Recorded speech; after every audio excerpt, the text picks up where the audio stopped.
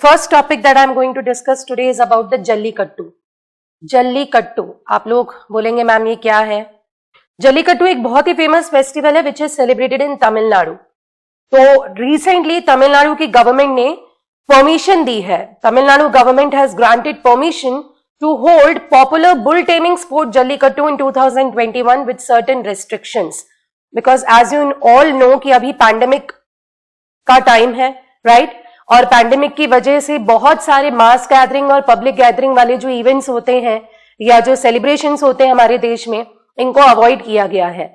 Right from the beginning of 2020 सारे mass gatherings आप बोल सकते हैं जितने when it became very popular and it arrived India, the corona arrived India in March 2020, तब से आई थिंक किसी भी तरह की मास गैदरिंग या ऐसा कोई भी सेलिब्रेशन नहीं हुआ है जहां पे ज्यादा लोग इकट्ठे हों, राइट? तो इट इज ओनली नाउ, अब जाके जनवरी 2021 में तमिलनाडु की गवर्नमेंट ने परमिट किया था कि Jallikattu is going to be organised, but it is going to be organized with certain restrictions. कुछ नियम कानून के साथ इसको ऑर्गेनाइज किया जाएगा. And what I read in today's article was, today's newspaper was कि it has been organized. Okay, आप अभी सब जानते हैं 13th of January was Lohri, है ना? सबने लोहड़ी सेलिब्रेट किया. 14th of January कल मकर संक्रांति सेलिब्रेट किया. सो ये जो टाइम है, it is a season of harvest festivals. What are harvest festivals? Harvest festivals आपने पढ़े हुए हैं. हार्वेस्ट फेस्टिवल्स ये जो हैं, ये these are the celebrations which are done at the end of one particular season when the seasonal crops are harvested. तो अभी विंटर क्रॉप्स जो हैं उनका हार्वेस्ट हुआ है, right? So many regions in India, different states in India, they celebrate various kinds of harvest festivals. It is known by different names in different, states in India. तो उसी तरह का एक हार्वेस्ट फेस्टिवल है तमिलनाडु का, which is called as Pongal. मैं और भी कई सारे हार्वेस्ट फेस्टिवल्स के बारे में आपको बता सकती हूँ, जैसे कि Makar Sankranti, which is a very popular festival also called as Uttarayan, celebrated in Gujarat, Rajasthan, Madhya Pradesh, right? Then we have Lohri, which is celebrated in Punjab, Haryana, है ना? उसके बाद आता है Onam. Onam is celebrated in Kerala. Pongal, as I have already told you, it is a harvest festival of Tamil Nadu. Ugadi is again in Karnataka. Baisakhi, Rashi is right, Baisakhi is celebrated in Punjab. तो ये सारे harvest festivals हैं. So here we are going to deal with Pongal. Pongal which is a harvest festival of Tamil Nadu where the farmers they pray to god after the harvesting of the seasonal crops. Okay, so Jallikattu, it is a sport which is conducted as a part of Mattu Pongal. Pongal जो है, this is a 4-day long festival in Tamil Nadu, and on the 3rd day of this Pongal they celebrate Jallikattu. Okay, Tamil word Mattu means bull. याद रखना, Pongal is a 4-day celebration and on the 3rd day they celebrate this particular Jallikattu. Jallikattu का आयोजन किया जाता है.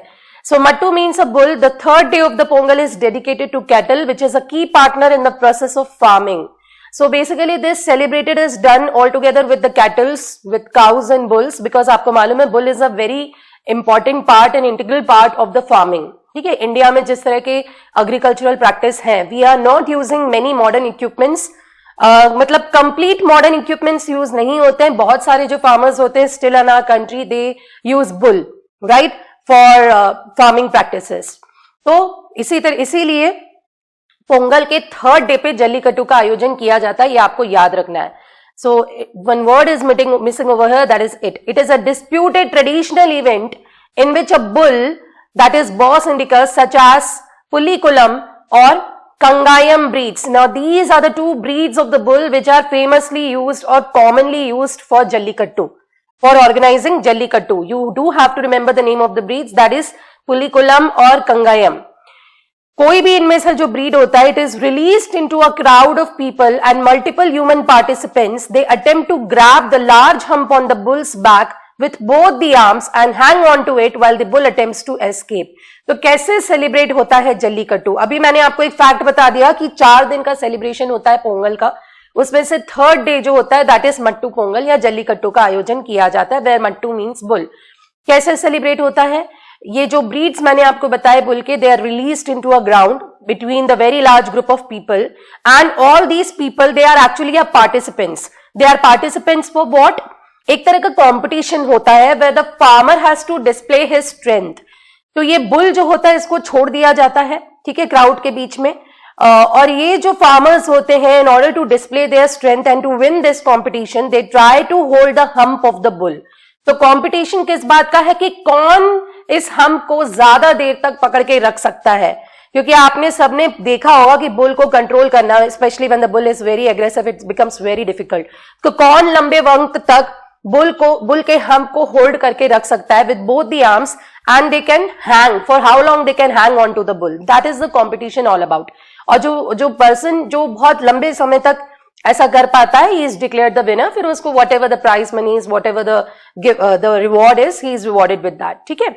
So participants, they hold the hump for as long as possible, attempting to bring the bull to stop. In some cases, participants must ride long enough to remove flags on the bull's horn. अच्छा, कई बार ऐसा होता है कि आप देख रहे होंगे इस तरह से हॉर्न्स को डेकोरेट किया जाता है, यहाँ पे कुछ फ्लैग्स लगा दिए जाते हैं, and participant is not only required to hang on to the hump of the bull.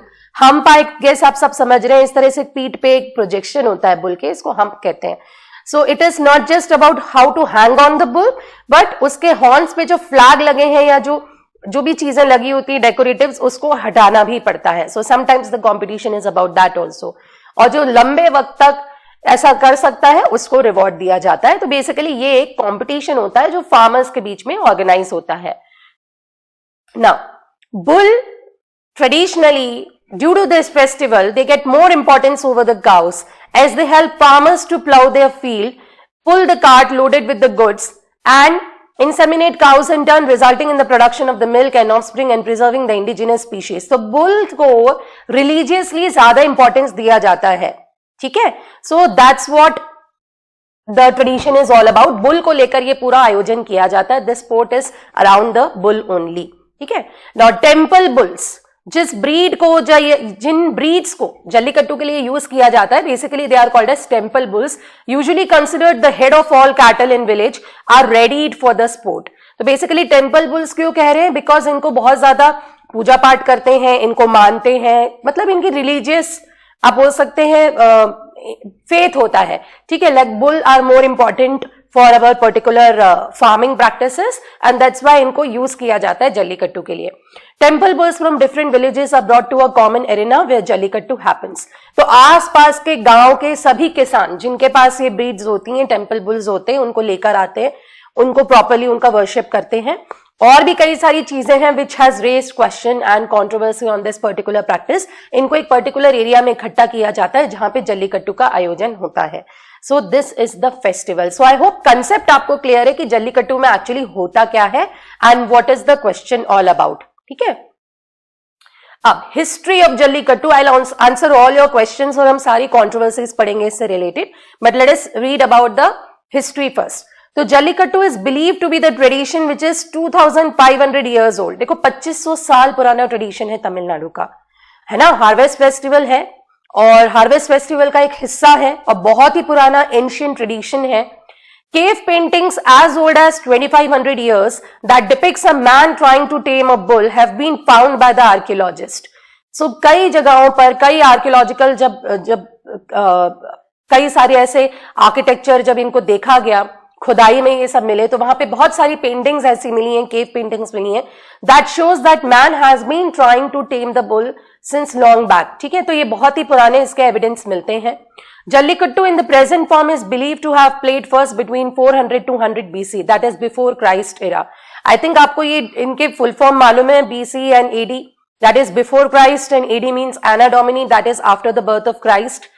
Also a seal, ठीक है। सील का मतलब होता है एक मोटिव, एक पत्थर मिला है जिसपे इंप्रेशंस हैं, dated between 2500 to 1800 BC, discovered at Mohenjodaro. See Indus valley civilization का एक बहुत ही इंपॉर्टेंट शहर Mohenjodaro, that shows bull taming is another reference to jallikattu. So Indus valley civilization के भी बहुत सारे एंशिएंट सिटीज हैं, आपने नाम सुना होगा, आई एम श्योर आपने स्कूल में पढ़ा होगा इनके बारे में, हरप्पा, मोहनजोदारो, ढोलावीरा, राइट। सो मोहनजोदारो में से भी एक सील मिला था, that was a kind of engraving on a stone जिसमें दिख रहा है there is an evidence of a human trying to tame a bull, so that is also a reference to jallikattu. ऐसा लग रहा है कि this tradition has been played or has been followed since a long time, ठीक है। there are references of people enjoying, witnessing and participating in Jallikattu, that is in Sillapatikaram. Now this is one of the 5 great epics of Tamil literature.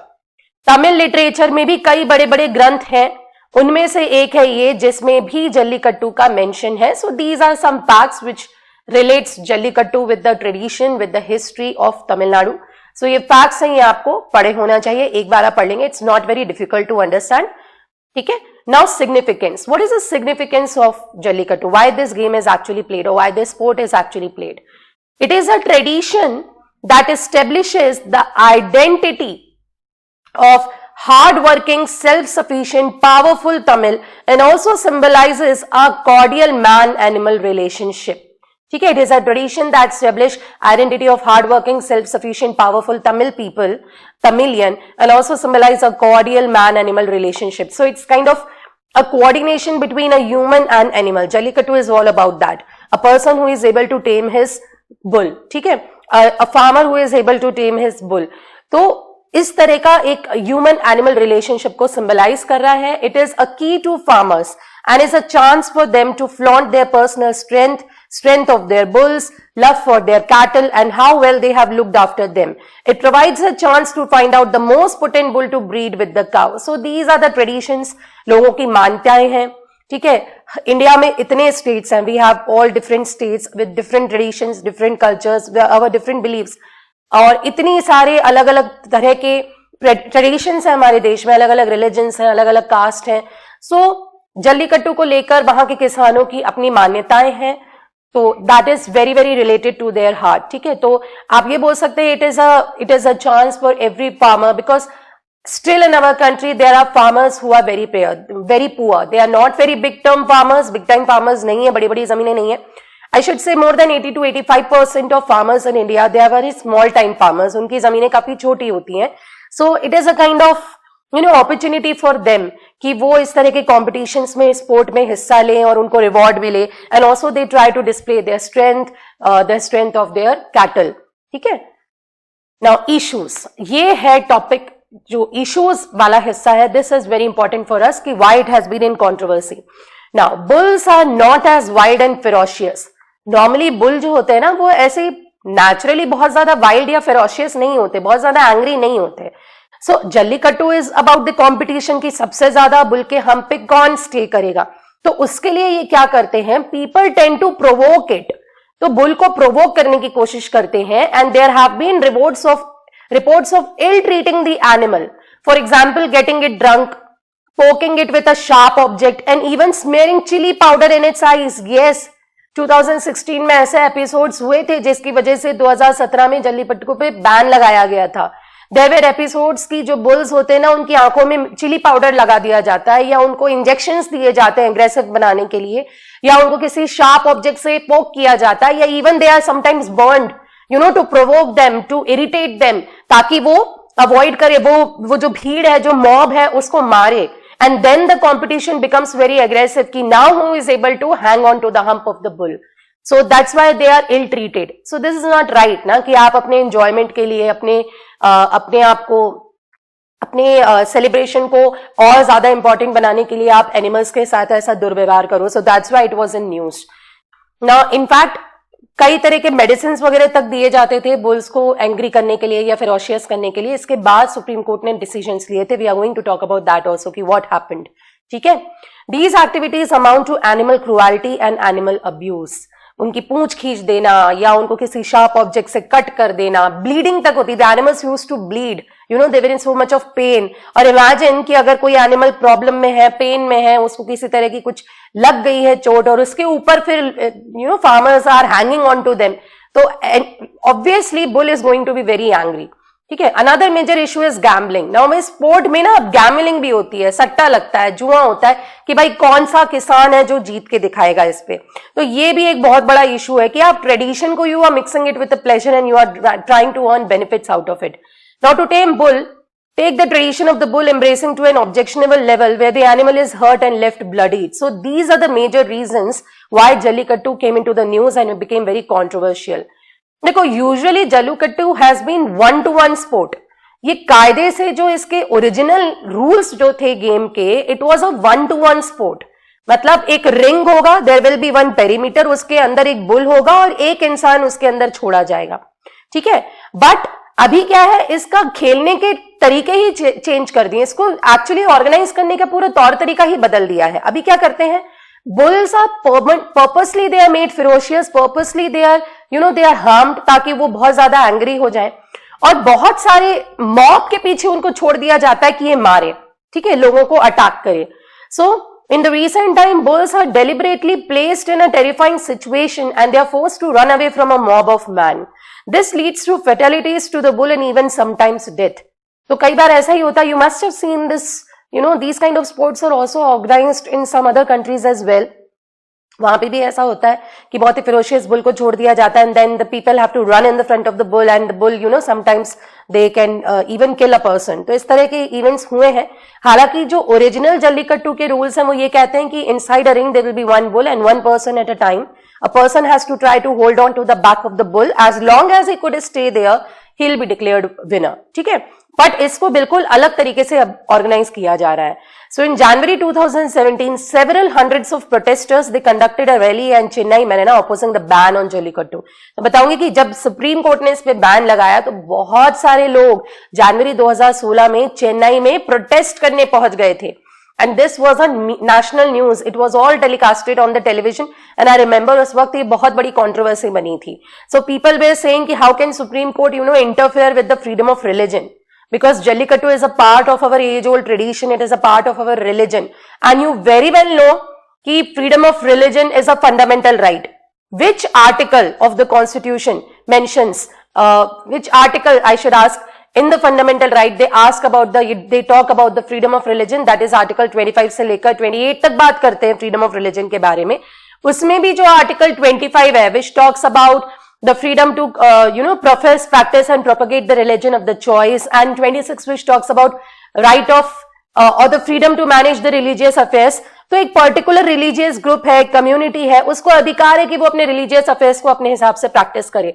सो यहाँ पे सवाल उठ रहे थे कि how can you interfere with the fundamental right, that is right to freedom of religion. तो ये हमारे रिलीजन का एक हिस्सा है, हमारे ट्रेडिशन का एक हिस्सा है, तो सुप्रीम कोर्ट इस पे बैन नहीं लगा सकता। ये बहुत बड़ा कॉन्ट्रोवर्सी हो गया था। The ban was proposed citing the animal cruelty, and as you all are saying that there were various organizations जिन्होंने इस जल्लीकट्टू का प्रोटेस्ट किया था, हम इसके बारे में बात करेंगे। So now we are going to talk about the series of bans and protest and किस तरह से ये आगे बढ़ा था, ठीक है। Now, Animal Welfare Board of India. So this is one organization which was in news, Animal Welfare Board of India. They actually filed a case in Supreme Court of India for a ban on Jallikattu because of the cruelty to animals and threat to public safety involved. तो सबसे पहले तो animal welfare board of India ने मांग की थी supreme court से कि ये बैन हो जाना चाहिए, ये बहुत ही ज्यादा क्रुएल्टी वाला ट्रेडिशन है।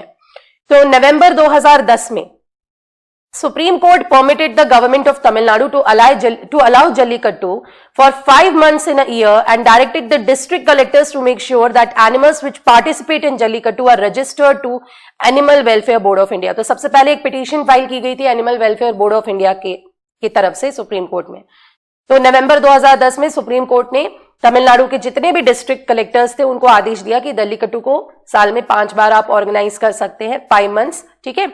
एंड ऑल्सो जितने भी एनिमल्स या जो भी ब्रीड्स वहां पे यूज की जाएंगी during jallikattu, they have to be registered as per the animal welfare board of India, and then board would send the representatives to monitor the event. Animal welfare board of India की तरफ से representatives जाएंगे और वो events में मौजूद रहेंगे कि किसी तरह का कोई क्रुएल्टी तो नहीं हो रहा एनिमल्स के साथ, मतलब पर्पसली किसी एनिमल को चिली पाउडर का यूज तो नहीं किया जा रहा, उसको किसी ऑब्जेक्ट से मारा तो नहीं जा रहा, या उसको जलाया तो नहीं जा रहा है, ठीक है, बर्न मार्क्स तो नहीं दिए जा रहे। So, कुछ representatives जाएंगे to monitor the event. The Ministry of Environment and Forest, they issued a notification in 2011 that banned the use of bulls as performing animals, thereby banning the event. बाद में सरकार की तरफ से Ministry of Environment and Forest, which is a union ministry, 2011 में उन्होंने इस पे बैन कर दिया। तो देखो, you will be see many on and off, क्योंकि ये matter is related to fundamental right, freedom of religion, ठीक है। अब 2012 में, 13 में, 14 में कई तरह के एपिसोड्स हुए, कुछ कुछ नए नए आदेश आए, फिर तमिलनाडु की गवर्नमेंट ने कुछ कुछ उनका सॉल्यूशन निकाला, but still it was practised. In 2016, Ministry of Environment and Forest, they permitted continuation of tradition under certain conditions, effectively ending the ban.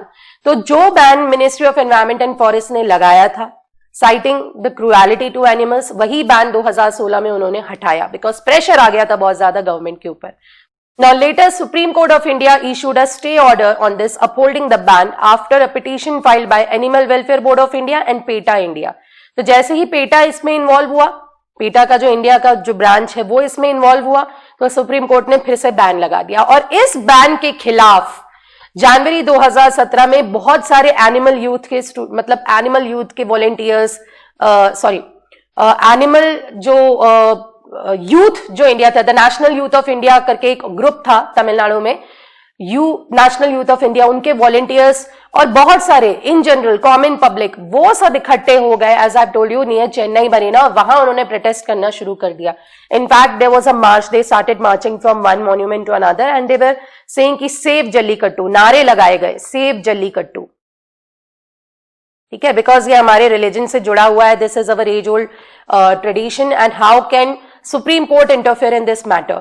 सो अब आप देखिए कि this is a matter of right to freedom of religion, but on the other side this is also a matter related to cruelty of animals.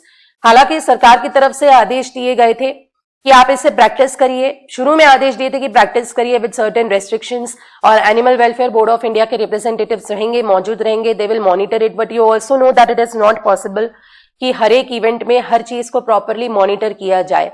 And जैसा कि मैंने बताया कि पहले ये 1-to-1 स्पोर्ट हुआ करता था, जिसमें only one person was involved at one time. One farmer used to tame the bull, but now it has become a very aggressive kind of sport, जिसमें mob is usually participate together. तो ये बहुत ज्यादा dangerous तरह का sport हो गया है. Okay, so finally what has happened after the interference of the Supreme Court and after a lot of protest in 2017, so it was finally exempted from animal cruelty. जनवरी 2017 में तमिलनाडु की गवर्नमेंट जो है उन्होंने एक बायपार्टिसन बिल पास किया. I will tell you the meaning of bipartisan bill. with approval of the Indian President, exempting Jallikattu from Prevention of Cruelty to Animals Act 1960. So this tradition of Jallikattu is now exempted from Cruelty to Animals Act, Prevention of Cruelty to Animals Act 1960. Bipartisan का मतलब होता है it is such an agreement that involves cooperation of two political parties that usually oppose each other's policies. तो एक होता है ना government, एक होता है ऑपोजिशन.